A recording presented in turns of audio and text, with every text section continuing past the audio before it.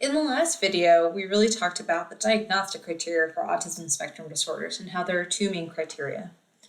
Now, something that's really important is that in the transition to the DSM-5, which was done in 2013, we actually went from very categorical diagnoses to a spectrum.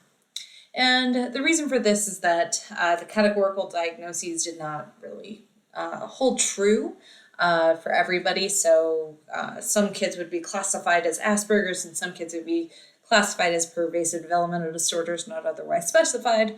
And we just decided, or we didn't decide, we used a lot of data in psychology to really figure out that these diagnostic categories didn't have as much real life application to it.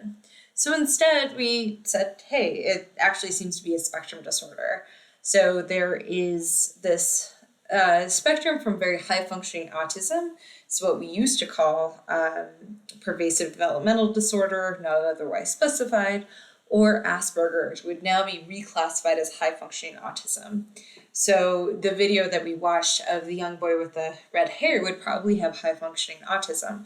They're trying to engage in these different interactions and is capable, right, of having a back and forth, but still has a really hard time with that social emotional reciprocity, has a hard time with some of that repetitive speech or repetitive interests.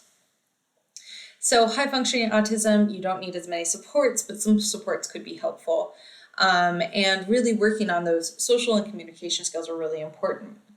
So for autism level 2, you can still see some of those noticeable differences in social communication, even when there are supports available.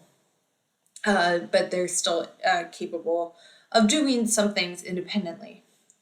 Severe autism is really when you need a lot more substantial supports.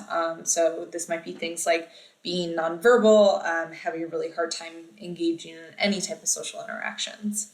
And these may impair daily life pretty significantly.